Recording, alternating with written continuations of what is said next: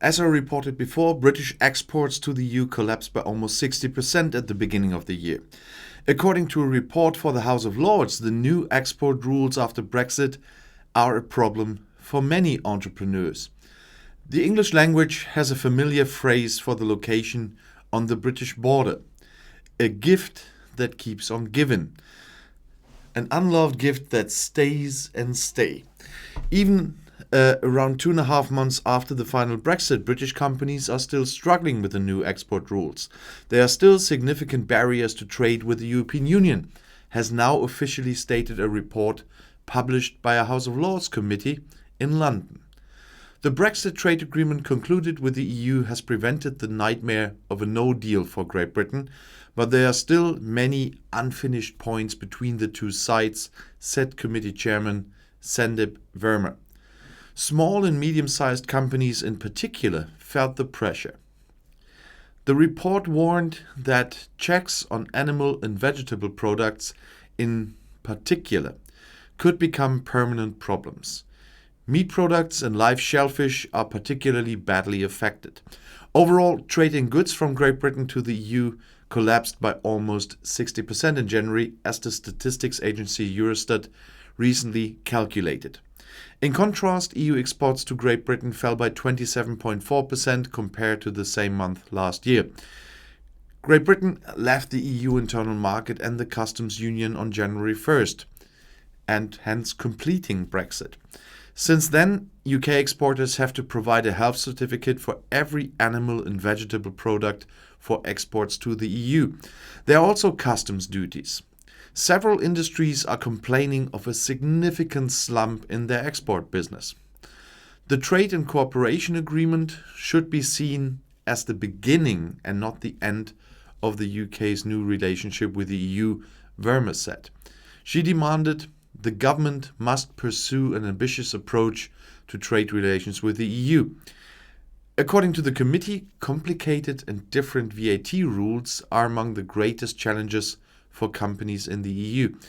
The British Statistical Authority had recently presented the situation at least a little less dramatically than Eurostat and put the slump in exports to the EU at 41% and that of imports at 29%.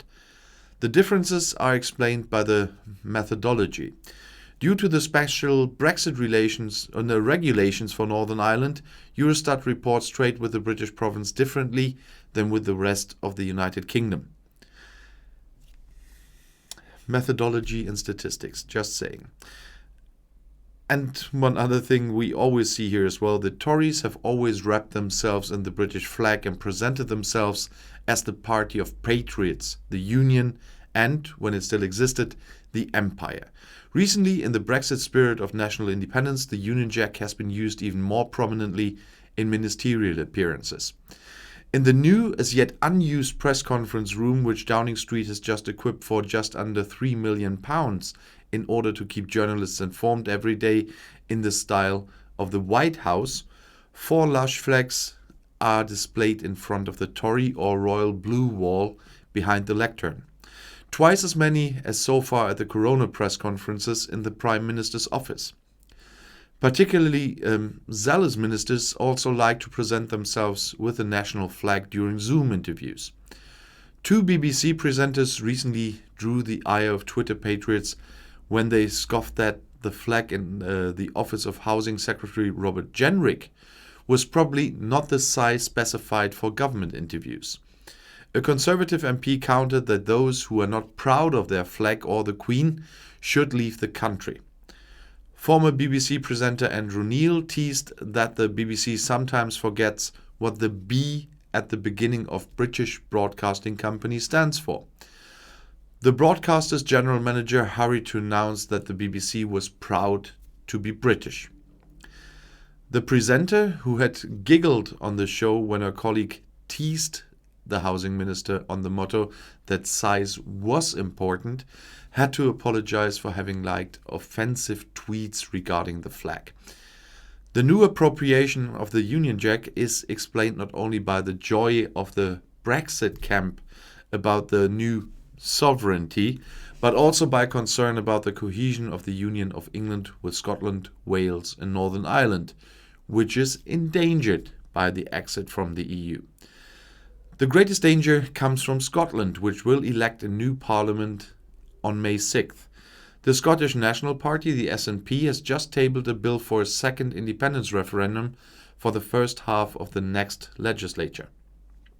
Downing Street disagrees as to whether the Scots should be disarmed with kindness, to swerve, or through an aggressive campaign.